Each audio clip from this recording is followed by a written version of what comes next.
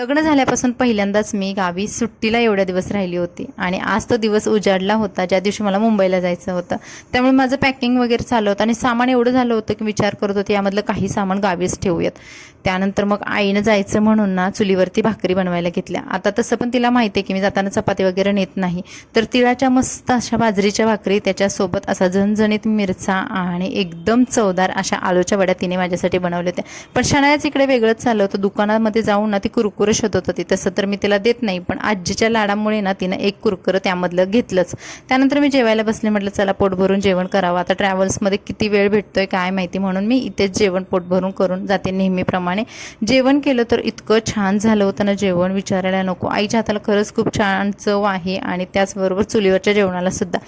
आता लेक जायचं म्हटल्यावर तिची इतकी धावपळ चालू होती, घाई चालू होती, कारण तिने भरपूर सारं साहित्य गोळा केलं होतं. गावाकडची ही देशी ताजी अंडी तिने आणली होती. आता आमच्याकडे तर कोंबड्या नाही आहेत, पण नेहमीप्रमाणे ती बाहेरूनच विकत अंडी आणते. तोपर्यंत आमच्या ना बिरोबाचे पुजारी पण आले होते. आम्ही सर्वांनी त्यांना नमस्कार केला. त्यांनी आम्हाला भंडारा वगैरे लावला. इशूला सुद्धा त्यांनी भंडारा लावला आणि त्यांचं दर्शन घेऊन पुढची आमची तयारी चालू झाली.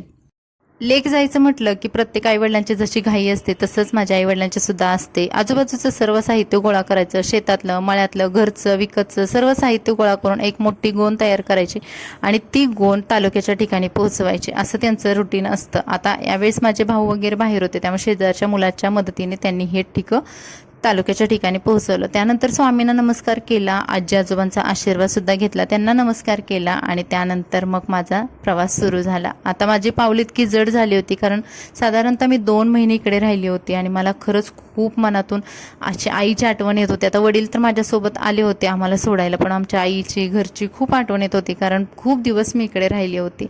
दिलेल्या टायमिंगनुसार आम्ही इकडे पोहोचलो होतो, पण ट्रॅव्हल्स अजून आली नव्हती. त्यामुळे मी शिकायला घेऊन इकडे वेटिंग करत होते आणि माझ्यासमोर ना पलीकडच्या साईडला माझे वडील आले होते आणि माझे सासरेसुद्धा काही साहित्य तिकडच्या साईडवरून घेऊन आले होते. त्यामुळे आम्ही सर्वजण इकडे बराच वेळ ट्रॅव्हलची वाट बघत होतो. काही वेळानंतर ट्रॅव्हल्स आली आणि मग माझ्या पोटामध्ये अचानक एक गोळा आला की चला आता आपल्याला फायनली जायचं आहे आणि ट्रॅव्हल्समध्ये बसलो आणि आमचा प्रवास सुरू झाला. येताना मी, शनाया आणि इशिका तिघीजणच होतो.